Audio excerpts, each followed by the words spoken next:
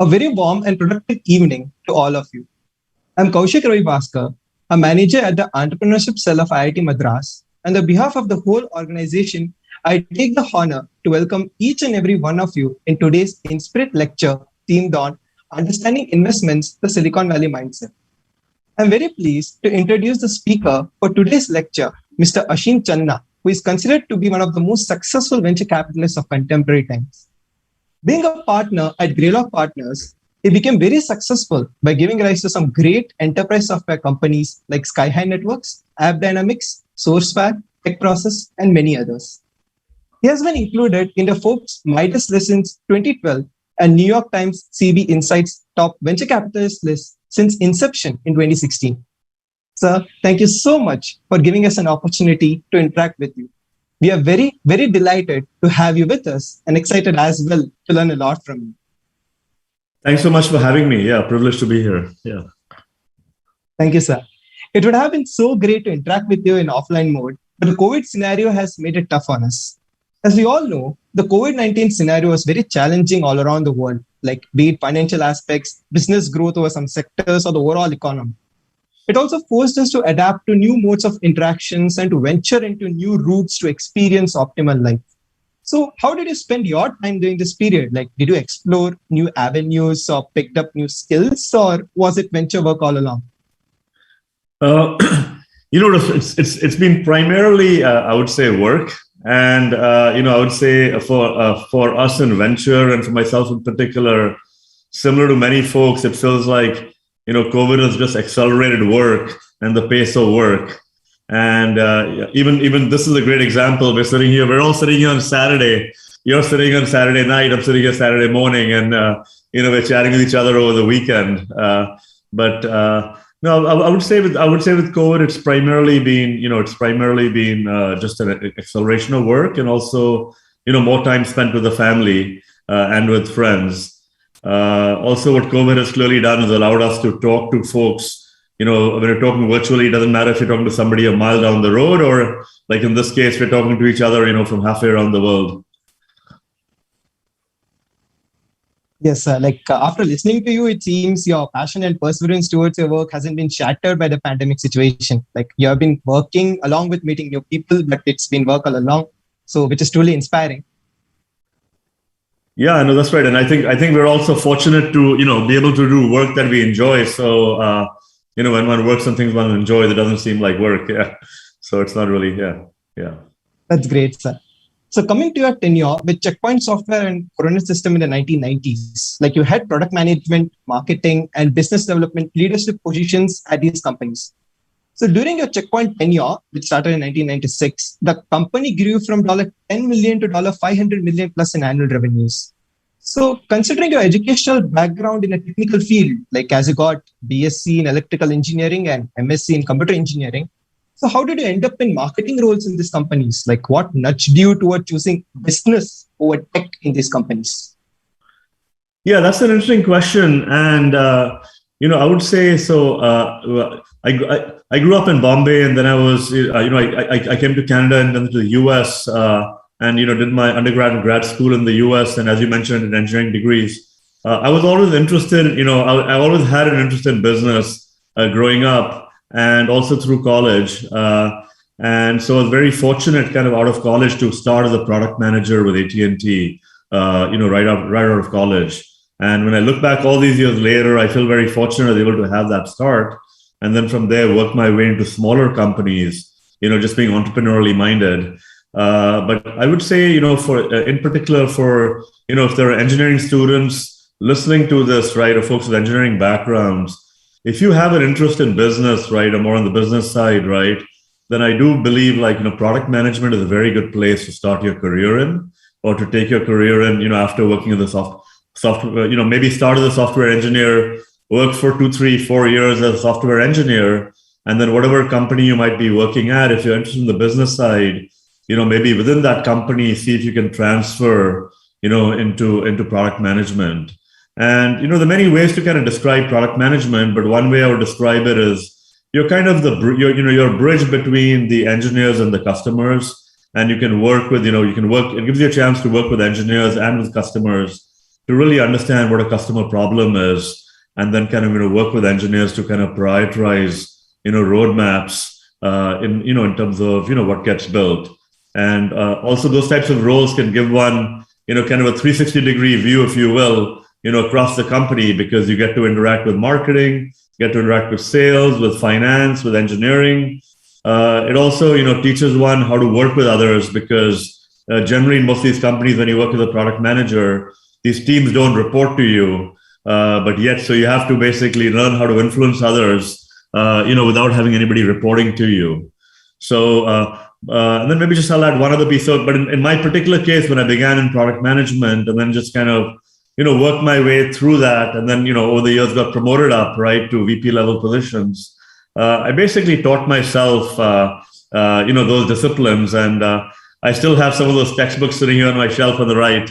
But there's marketing books from people like Kotler at Northwestern, and so it's also I'd also say if you've been able to go through the rigor of an engineering education, teaching yourself basic marketing principles, it's that's very doable. That was very insightful, sir. So it seems like product management is like a plethora of a job which can give you both engineering and marketing opportunities. So like it can be a major avenue where most of the people can aim to. Yeah, and I'll add as well. I think today there is a lot more awareness of that as a job function, among younger folks. But I would say I'm still surprised at how many younger folks don't understand, don't understand that that's available as a job function for them. Most folks will run into engineering jobs, right? And which is obviously phenomenal, right? And I'd say that's the core, right? I mean, because you have to build things, right? And companies build things or produce things, and software companies write software, right? So, but I think if you are business minded, right, then product management is a really nice place to start. And then I think the other piece also about it is it can give you a lot of flexibility in your career, because if you start in product management, or you're in product management, let's say in your 20s, you can basically you can continue in product management, get promoted all the way up there. You can go to marketing, you can go to business development, you can go to sales, you can become a CEO. Also, if you do that well for a few years and you're interested in investment, you can work your way into being an investor as well. Whether that's a venture investor or a public equities investor. So, yeah. That was very amazing to hear, sir. Now, moving over to your prominent tenure at Greylock now. So Greylock Partners is one of the oldest venture capital firms which focuses on early stage companies, primarily in consumer and enterprise software. You chose to work for the enterprise software segment in the firm, primarily investing and collaborating with cloud-based and cybersecurity-oriented startups. So what was the position of the enterprise software segment in the market in terms of startups and VC investments during the time you started your career? Like, was it considered to be a risky segment to venture into, or all was fine there? Yes, I've been in venture and at Greylock now for 18 years, and a lot of things have changed. In 18 years, there was no iPhone 18 years ago. Just to even point that out, which sounds, it's hard to imagine a world without a smartphone, in one's hands. But I would say, 18 years ago, the enterprise software market was a lot more sleepy. Today it's completely on fire. I mean, in terms of things that are going on. I would say the markets go through cycles as well. So like at Greylock we do both enterprise and consumer software, and we do both of those quite broadly across different subsegments. And there's a lot of value to kind of for us to work across both those segments. Because you can run through certain sets of years where certain subsegments in consumer may be hot, and if you're basically if you're fortunate enough to kind of participate in those, then you can benefit and participate from those. Other years, those segments may be a little harder, and then maybe some parts of enterprise are stronger. And again, if you have the muscle and you're able to intersect the best entrepreneurs, you can be strong there. So like I'd say that's one more perspective or additional perspective, but. No, I mean, overall, I would say these markets have, continued to grow. There are just some, key macro drivers in these markets. I continue to believe, like, if I look today, like, what are some of the largest macro drivers? Every business is digitally transforming, every aspect of a business, right? From the way products are built to the way products are marketed, the way products are sold, the way finance teams run, the way HR teams run, everything is becoming digital, right? So like that's kind of a macro trend. It's been going on for years, 18, 20 years, that trend was nascent, right? But today that trend is in full force, right? So digital transformation. The other one is, I would just say, journey to the cloud. This has been going on for well over a decade today, but it's kind of in full force, and it's still relatively early in terms of the end state. But every business is kind of going through their own journey to the cloud. This has also been accelerated through COVID, right? Because there's no physical data center for people to go to, so everything's kind of moving into the cloud. And then the third piece is just, I would say, leveraging AI and ML, right? And basically leveraging AI and ML for better predictive capabilities. Every business wants to be better at predicting, different aspects of their business. Again, whether it's the customer side, whether it's the engineering side. And so there are some very powerful macro trends that are accelerating, dynamics around enterprise software. Yes, sir. Like that was awesome. Like you basically talked about the enterprise segment and consumer segment and the partnership in between them and how the things are like bridged together and how they're interconnected. So upon that take, I want to ask a question. Like it was seen in 2019, even before COVID-19, that the enterprise segment attracted a lot more funding from VCs than its consumer counterparts. So what factors led to this shifting trend at that time? Yeah, I would say that, so I would say overall venture dollars have exploded, right? And basically, the amount of dollars going into venture, into companies has gone up dramatically. And, so it's never been, it's kind of never been a better time to be to be an entrepreneur. It's never been a better time to kind of go raise capital. I think this is playing out across the world, including in India, right? I mean, I would say, so I'd say again, these things go through cycles a little bit. If I take a longer term perspective on it, so there were times, at least in my venture tenure, where basically a lot of money was chasing consumer companies, right? And basically, but if you look at kind of where we are today, right? You take companies like Facebook, Google, Apple, Microsoft, some of these companies. I mean, they're at the top of their games, right? And also you take some of the Chinese internet companies, some of the newer consumer companies, out of India. So some of these companies are kind of at the top of the game. They're operating at scale. They're very aggressive. They're running very strong innovation.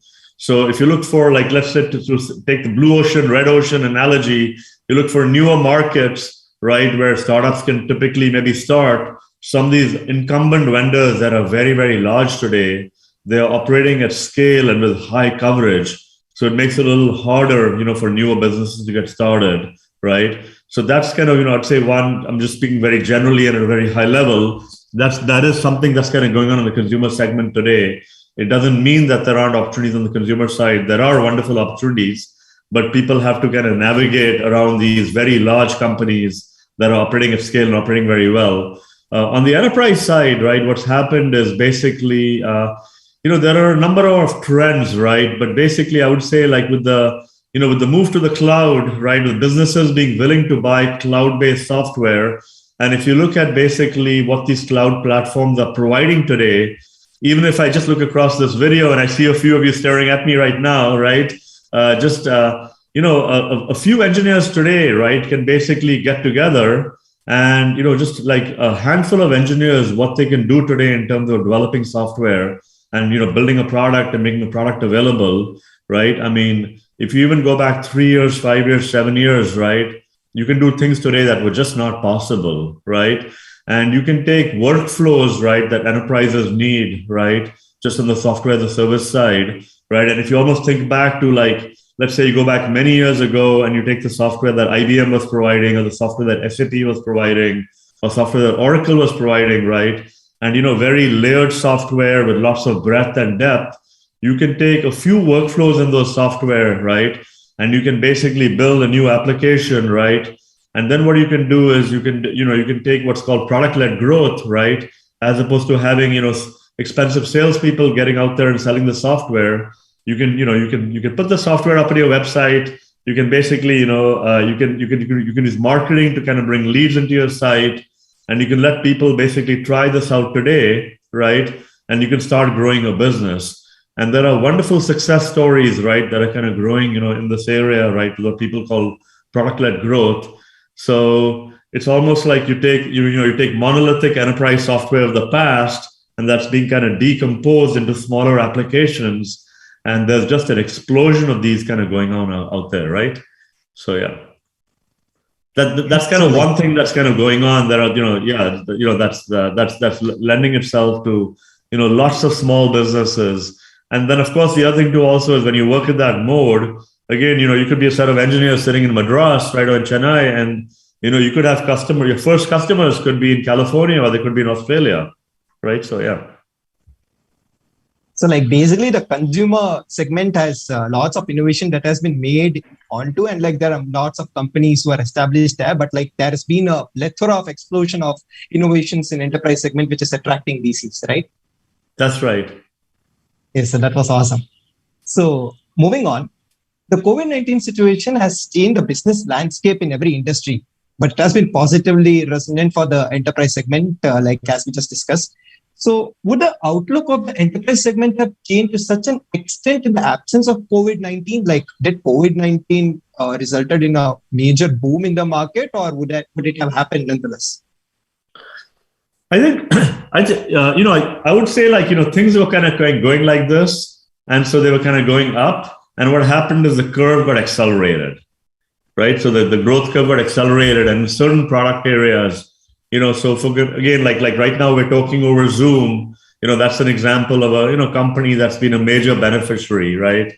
And, or you take things like, collaboration, or same thing, you take these cloud providers, or you take logistics businesses, right? Where shipping, right? People stopped going, e-commerce was already growing, but e-commerce spun up even more, right? Because people are buying over the web even more, right? So some of these things have just been accelerated, but the trends were kind of already, underway. Yeah.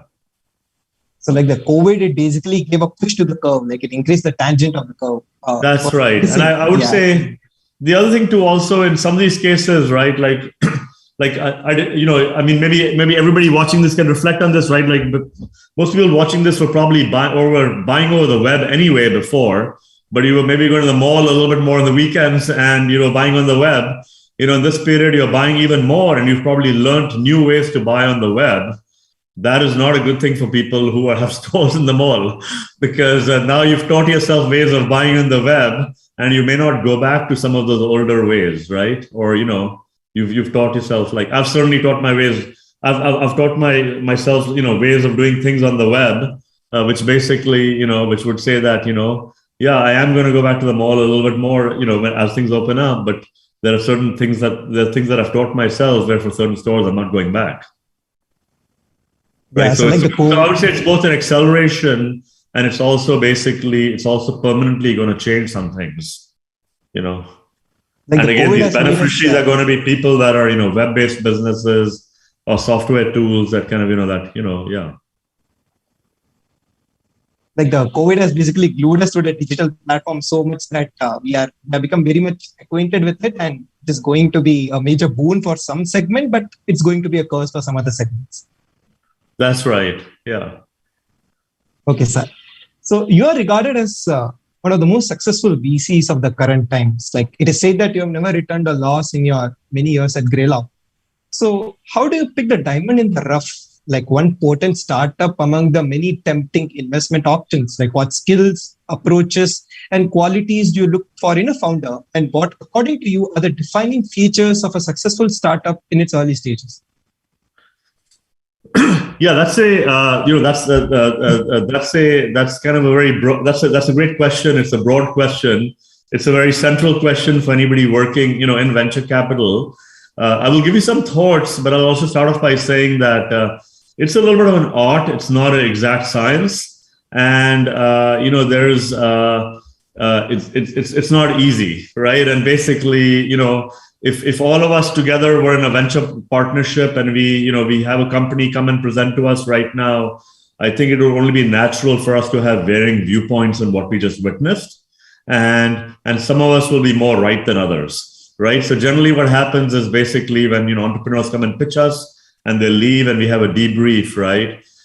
It's challenging, right? Because people see different things and we're also dealing with very incomplete information, on the people, on the markets, on the technology, on the approach. And then there's just a lot of unknowns that lie ahead. And these journeys are not knowable, right? So if you were to go start a company today, I could basically pontificate on a bunch of things about you.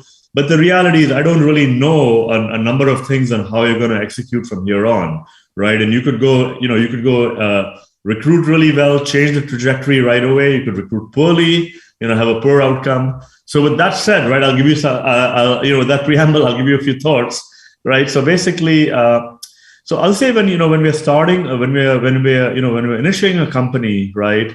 And actually just actually today, I'm about to sign a term sheet with 2 young engineers, right? So basically, when the starting point, right? What is one starting at, right? It's really about the people you're starting with, and I would say it's the North Star that you're going towards, right? So if the North Star is poor, and if there's nothing in that journey, and the direction you're going towards, is a zero, right? Then that journey is likely going to be a hard journey, right? Whereas that journey has a lot of promise, if that journey directionally is correct, if that journey is secular, if that journey has good tailwinds around it, just the direction you're pointing in, right? So if that direction is kind of secular, the market is attractive, the market timing is good, the market dynamics are somewhat favorable at a starting level, right? So that just says you're starting. So this is a little bit of like, you want to be in the right neighborhood, right? If you're in the poor neighborhood or if you're in a poor landscape, right, you'll probably have to work 10 times as hard just to try to get an adequate result. Whereas if you're lucky enough to kind of be in a good neighborhood, in a good direction, right, then, a lot of things are in your favor, right? So I'd say that's kind of one thing we look for, which is really, so you could say, you could define that as market timing, market size, market dynamics. At the next level below that, is the customer problem worth solving, that you're working on? Sometimes people will say, is it more aspirin versus vitamin? There are kind of different ways to kind of define this, right? Another way is like, is it budgeted? And, is this something really that people care about? Is it really something matters or something optional? So this is all, I'll just give you a little bit more kind of color on what I'm just defining as North Star, right? That's kind of one side. The other side is the people, right? And basically, because again, when we start, we're starting with 1 or 2 people.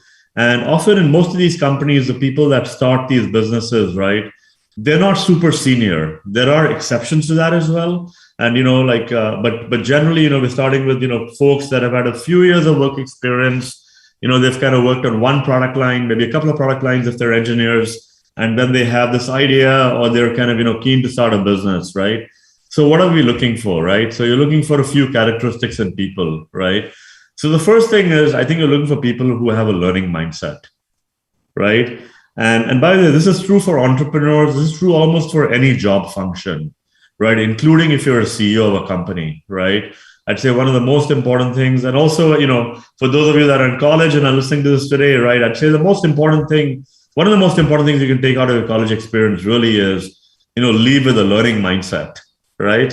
Where basically the ability to learn, the interest to learn, right? Because again, with all of us here, like if you're thrust into a new situation, right, with a lot of unknowns, right? If one of us can learn faster than others, right, that person has a chance to win and succeed better than the rest of the people, right? So we're looking for people who really are truly learners, who have a learning mindset, who can be thrown into new situations, listen to data, and then figure out, right, what to kind of do and where to take things, right, and how to iterate, right? So that's kind of one of the most, that's one piece. Another piece I would say, in particular, if you're going to be an entrepreneur, right, is I would say persistence and resilience, right? So these journeys are very, very hard. These journeys are journeys where people will continually tell you no, right? Whether you're trying to hire somebody, whether you're trying to sell to somebody, whether you're trying to get help from somebody, when a company starts, the company is unknown, it's a nobody, right? And generally, everybody, you're going to continually be told no, right? And the world's going to kind of close the door in your face continually, right? So how are you going to deal with that, right? How are you going to deal with that emotionally? How are you going to demonstrate resilience? And if you're the type of person that when you're told no, you're just going to fall down and not be able to stand up, your company is not going to get very far, right? So almost in every journey I've been in, people are persistent, people are resilient, right? And basically they're able to, when the customer says no, right, be able to say, thanks very much. What can I do? I hear what you're saying, but I really want to work with you. And what can I do to win your trust, right? Or like, if I was to do these three things, right, would you reconsider me, right? And then you basically work all through the weekend or you work all through the night, and you come back the next day and you show the person those three things. And when you work in that mode, eventually you'll win the customer over and you now have a start, right? Or when you're trying to recruit somebody, the person says no, they don't want to leave their safe job, right?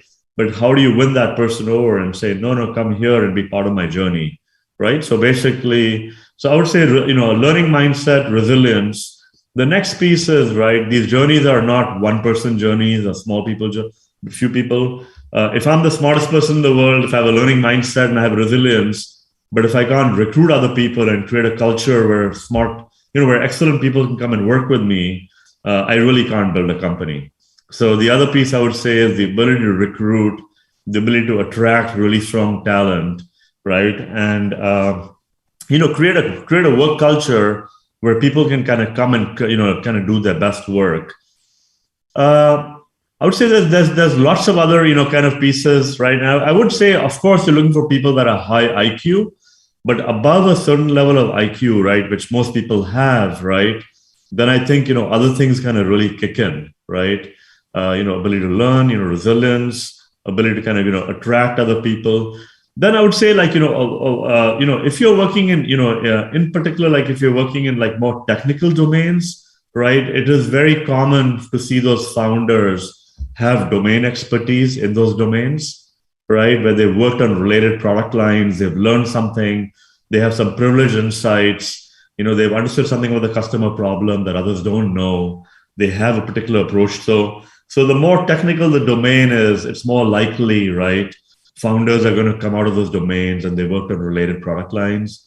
If you're working on, like, let's say more horizontal software, or basically if you're working on, just certain areas where there's less technology depth in there, then it's more likely you're going to see people come from all areas. But it's, one of the pieces I'd also add, sometimes great companies also get started where people experience the pain themselves firsthand, right? So they try to do something, they get frustrated, they can't do it, and then they go looking for things, they can't find something, and they're like, hey, that kind of creates some motivation, right? So maybe that's just that's a good place to pause or stop, on that.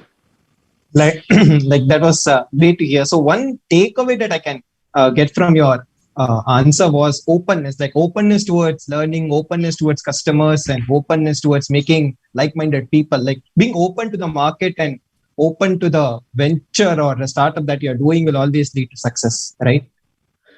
That's right. And maybe I'll just expand on that further. Yeah. Generally, if you recruit a really quality team and, and if you have the best team, what people will say is the team will go to where the market is, right? Because the team will get out there, they'll talk to customers, whether they're enterprise customers or consumer customers, right? And they will iterate their way to where the market is. So, I do firmly believe, like, innovation always comes from within the organization. So, engineers innovate, software engineers innovate, product managers innovate, the teams innovate. The customer often won't imagine the solution for you. You have to imagine the solution, within the team. And so smart people within the team kind of imagine the direction and the solution. But then, once you're in the general kind of area, right, basically, then, iterating with customers, right, and basically figuring out, what problem it is the customers want to solve, right, and then basically, iterating on that, right. So it's a little bit of a two-sided thing. It's not, the customer is not going to teach you everything. The customer doesn't know often what technology is going to enable. That's where, the founders, the engineering teams, the product teams kind of figure that out. But then, the best teams, right, if they get into the general neighborhood or the general area, they're going to iterate with the customer. One of the pieces I'll actually just throw out also just for, a little bit more completeness as well, just on the founder side, right? the best founders are also very self-aware of what they know and what they don't know. And also, if you look at CEOs as well, right, of successful companies, and you said like, hey, what are some core tenets of successful CEOs? Many people will actually often start with self-awareness. They will say like the best leaders, the best founders, they're self-aware, right? Because if I'm somebody who thinks I know I'm good at everything and I know all different areas, right? The reality is it's unlikely that's the case. So, understanding, okay, what I actually know and what I don't know, and, what I'm really world-class at personally and where I need help and, what are other areas. And then, as I build out across myself, because again, if you look at a company, for a company to be excellent, you need to have a number of engines up and running. At the most basic level, you need to have a product development engine up and running, and you need to have a selling engine up and running. And even if you just take those two engines, right, and if you take most founders, right, most founders come out of the technical side.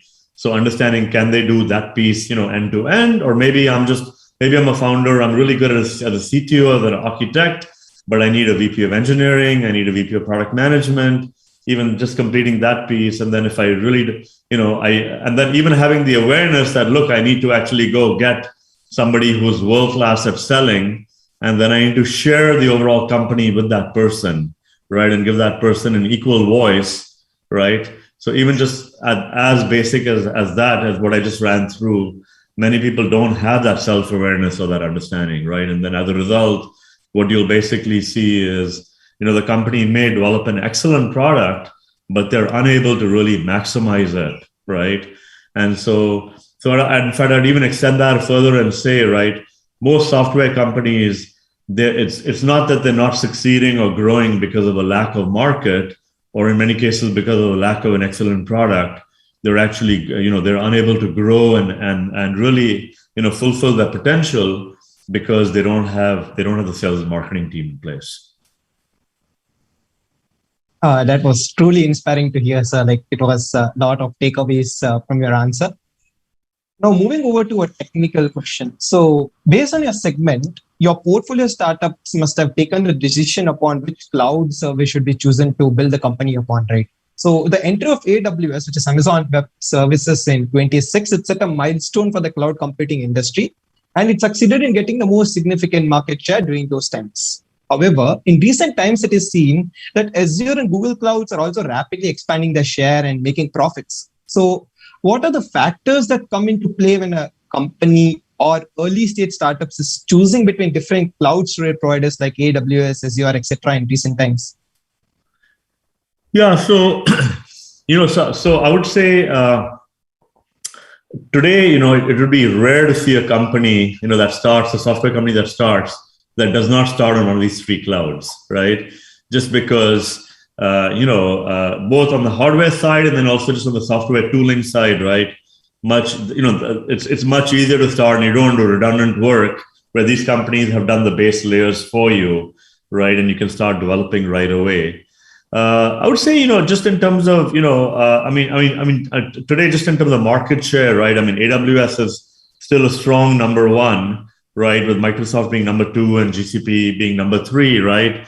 And so most companies are going to pick between one of these three. All these three clouds today, right, as one would expect, they have very aggressive programs, right, to pursue startup companies, right? And they all have discounts in place, right? When startup companies are starting, they give them discounted packages to get, to try to get startup companies, onto their clouds.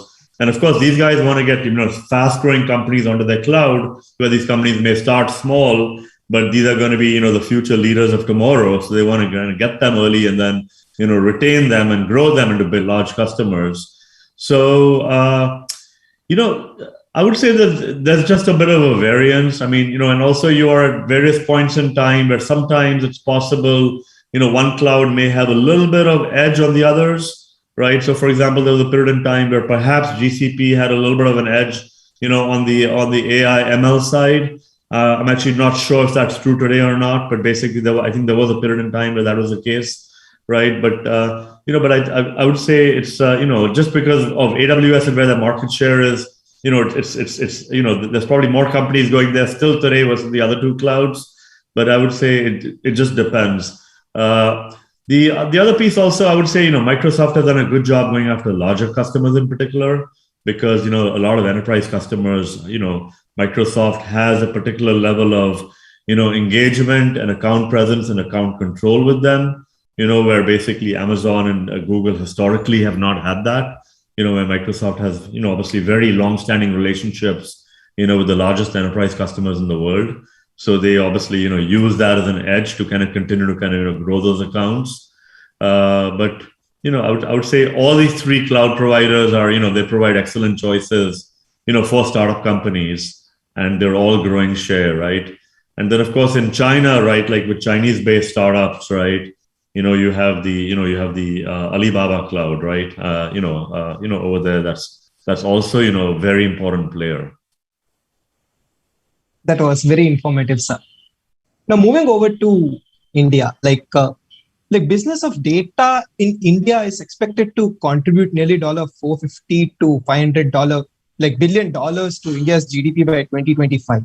Like there are many prominent players already who exist here, and there are many more who are yet to come. India's cybersecurity market is expected to be worth about $3 billion by 2023. Yet some setbacks, such as insubstantial presence of channel partners and a complicated layer which is put by system integrators, which are present in the industry, which are quite acting like an hindrance, towards budding startups who want to venture or want to succeed in these areas. So can you maybe talk a bit about the channel partner ecosystem and system integrators functionality in the US? Could you walk us through them, how it's in US, and perhaps compare it with India? Yeah, sure. So I would say, there's many ways to kind of, when you have a product company, right, and you have, let's say, software and hardware, right, and you want to basically get that to the customer, there are many ways to reach the customer, right? One way is you can directly reach the customer, right? So you basically put salespeople in place. Historically, you put salespeople in place. Those salespeople reach out to the customer directly, and then you make a transaction or you make a sale, right? You build a relationship, and that eventually leads to, hopefully ongoing transactions, right, between the vendor and the customer, right? And that's one method, and that's very dominant, continues to be very dominant today.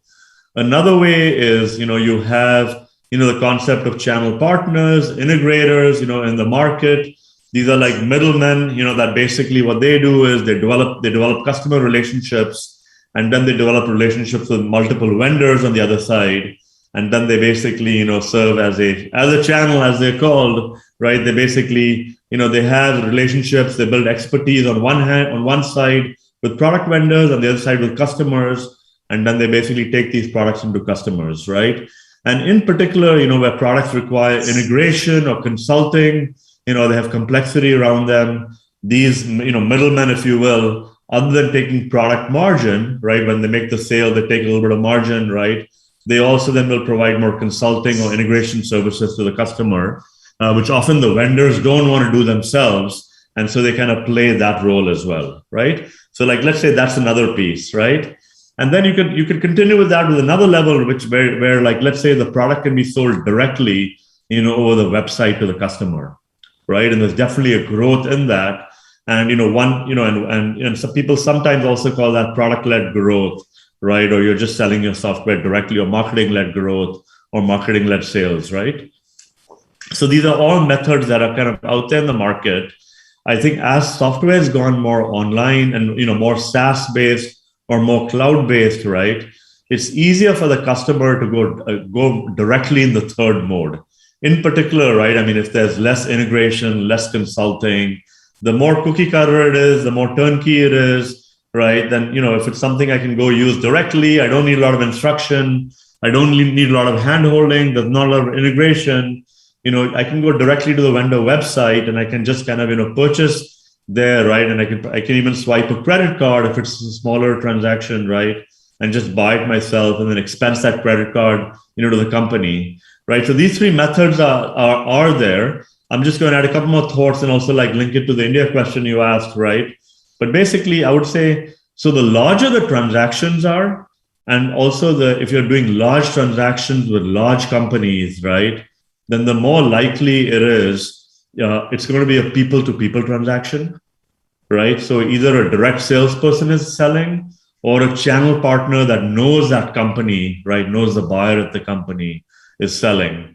So to put it another way, right, like today, right, like basically, if there are software vendors out there or software and hardware vendors, and let's say they're selling, $100,000 transaction, a $200,000 transaction, a $500,000 transaction, $1 million transaction or larger, it's in those, if you have larger transactions like that, it's highly unlikely today those transactions are being done over a credit card off a website, or it's highly likely those transactions are being done without somebody talking, without a relationship involved, right? Because those transactions today are more carefully considered, and and basically also there's some understanding required there. Also, sometimes there's ongoing support, service. There may be additional, product roadmap considerations.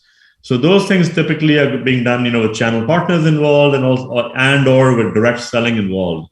If there are smaller transactions, right, and I'm just going to put those as, let's say, thousands of dollars, $5,000, $10,000, maybe even 15, 20, maybe even up to $50,000, right? Those are, more likely going into, if they're not already going, with marketing-led sales or of websites, right? They're definitely directionally headed more and more in that direction, right? So another way to look at this also, right, is so basically if you look at larger companies, right? So larger companies are often buying more complex software, or they're buying software more, on the larger side, more with larger transactions. So this is more where enterprise selling is coming in, more channel-based selling is coming in, right? If you go to smaller businesses, right? Where they're doing smaller revenue at the top line, they obviously then don't have a lot of money to spend on software. So they're basically buying, lesser value software, right? And if they're doing that, right, then they often are not dealing with sort of direct salespeople, and they may not even be dealing with channel partners in some cases. And they're more likely to just kind of go to a website, buy the software that way, right? And buying smaller transactions. So now if I link all of this back to India briefly, right? What if you have to really, in order to answer the question, you have to look a little bit at the Indian economy and the composition of the Indian economy, right? And the composition of the Indian economy, right, is India has a lot of small businesses, right, in the economy, right? And so what that would say is historically, right, there were channel partners, there were, historically, if you went way back, there were smaller channel partners servicing this economy for information technology. But I would say today, right, the state of the, and again, I'm not an expert on the Indian economy or on the Indian IT market, but I would basically say today, right, if you look at these smaller businesses in India, right, in some cases, they're probably buying their hardware still in some cases from channel partners if they need integration. If it's hardware they can buy with less integration, they're buying it off websites today with nobody else involved. And then with software going forward, right, these smaller businesses are basically buying it, directly off the web, right? And they're just kind of installing it, right? And then India does have larger companies, right? Of course, that are basically, that are India-based companies, either operating just in India or operating globally out of India. And those businesses, right, are dealing with, direct selling because they're buying more complex software, or they're dealing with, with channel partners as well for these larger pieces. But India's, India is largely a market with there's a lot of SME businesses operating in India, right? And I would say if you take a midterm, longer term view, these SME businesses are all going to be, over time, directly buying off the web. And so for another way to look at it, right, I mean, basically, if you look at US-based software companies, right, that are selling into, like, let's say, enterprise segments, for those companies, right, they will eventually get to India as a market, but India is not an important market for those companies, right? I mean, the US is a very important market. Different European companies different European countries are important markets.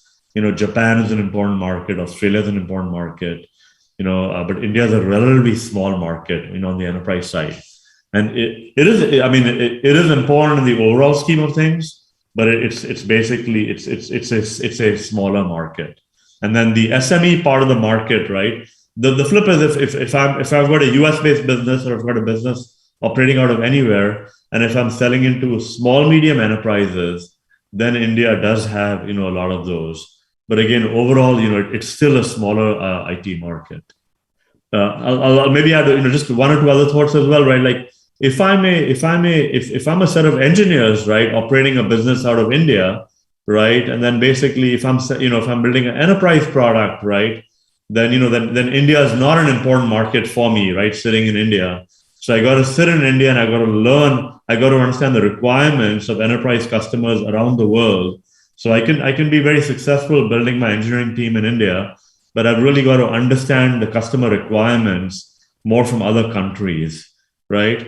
On the other hand, if I want to basically to sell to small, medium businesses and I'm building an engineering team out of India, right, I probably can have Indian customers kind of teach me the SME part. So there's those dimensions as well. Yeah. So like ideating upon your part, so it seems like in order for a channel partner to become substantial, it requires some huge or mega players to be present in the market so that its use can be easily tapped upon. Like small and medium scale businesses, they don't need channel partners because it's not necessary for them, basically. So that was the major takeaway.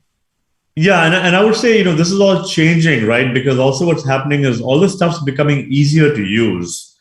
So historically, right, like let's say if you were a 50-person business, you need to get your network up, you need to get some software installed, you would need help because there was complexity in these things. And it was also being installed, on premise if you go way back in time.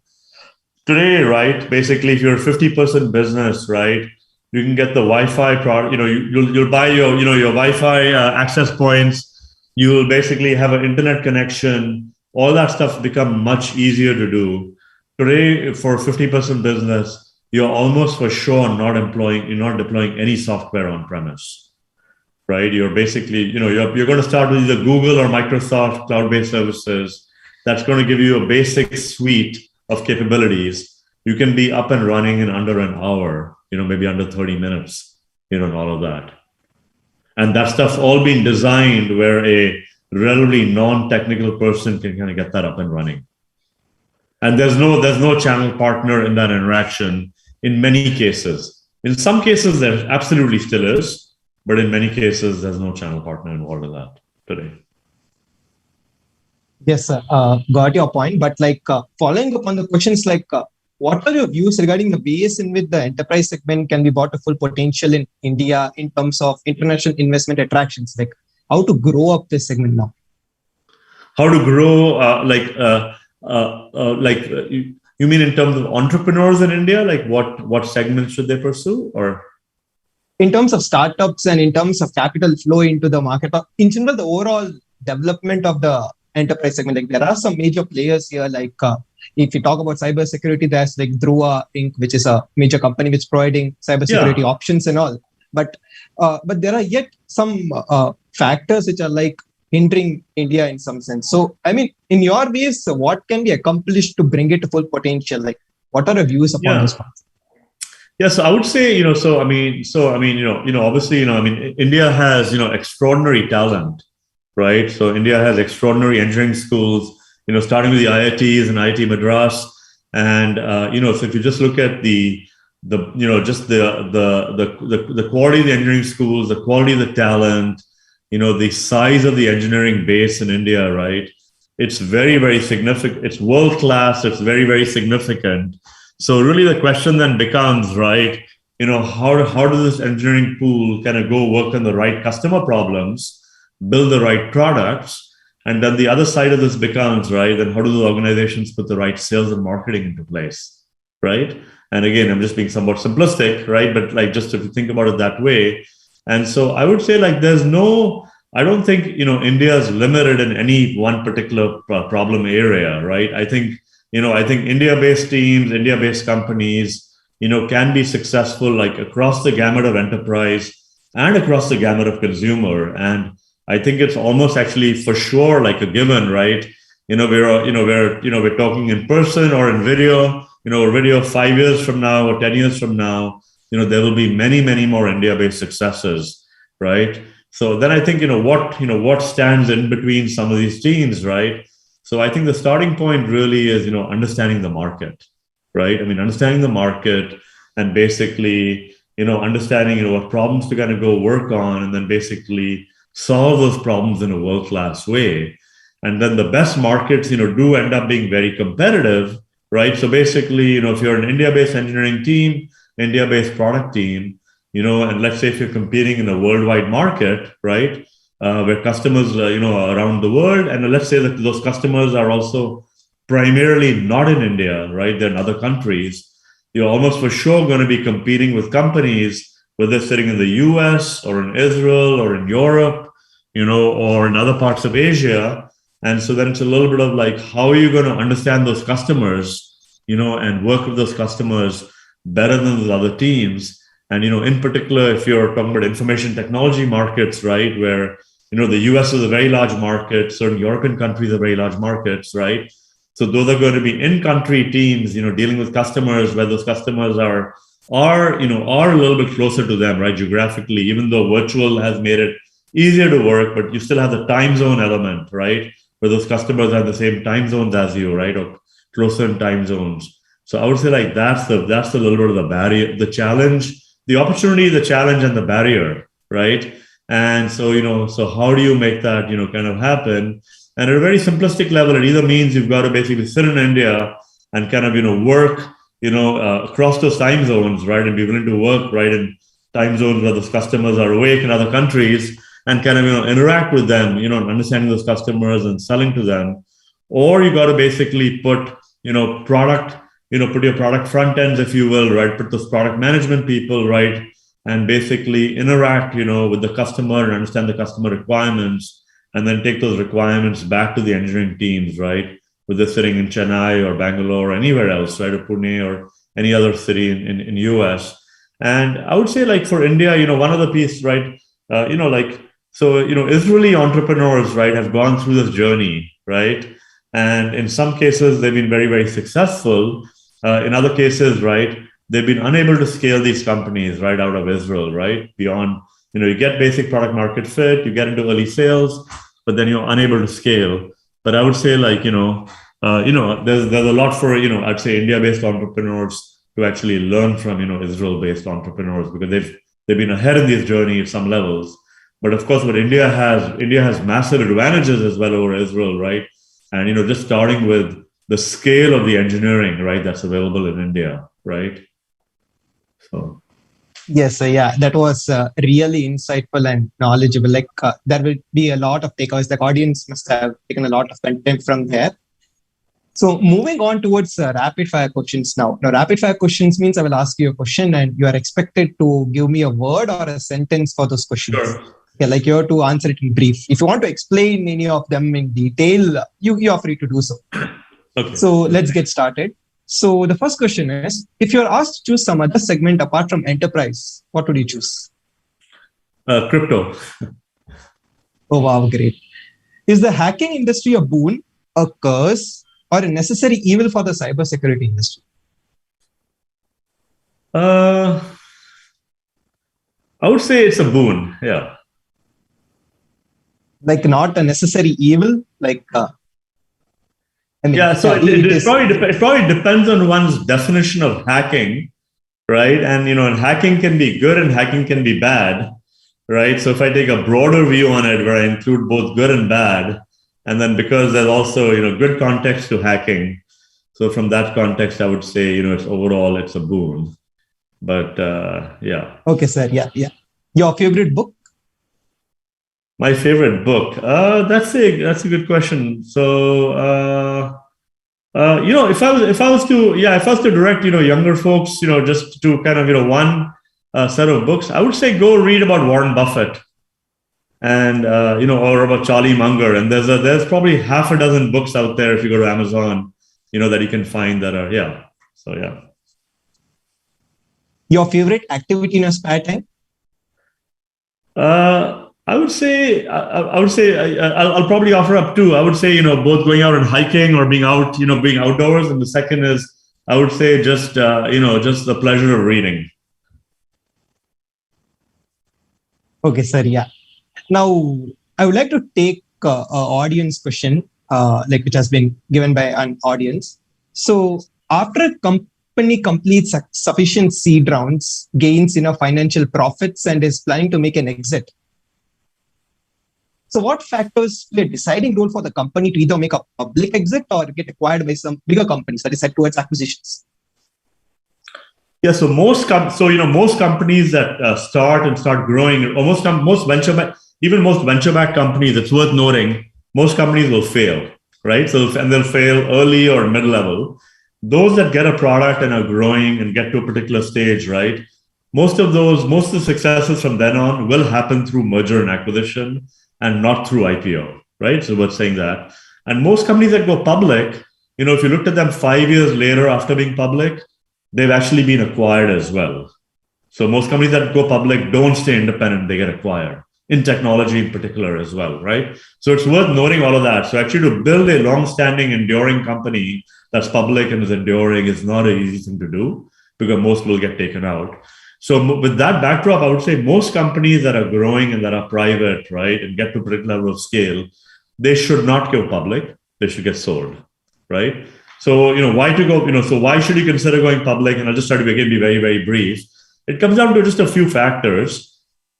The first one is your market that you're addressing, looking forward, is that large enough for you to keep growing for many years? And if you don't have that, you really don't want to go down the public company path. The next piece is, do you have the team, right, starting with the CEO, right, to really kind of take you down that journey ahead?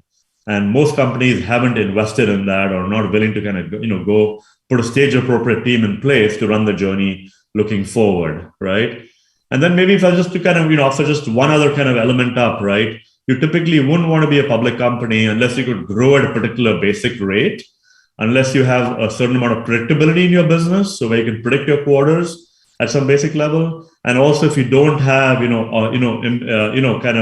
improving operating leverage, improving operating margins, if you overall aren't getting more efficient as you grow.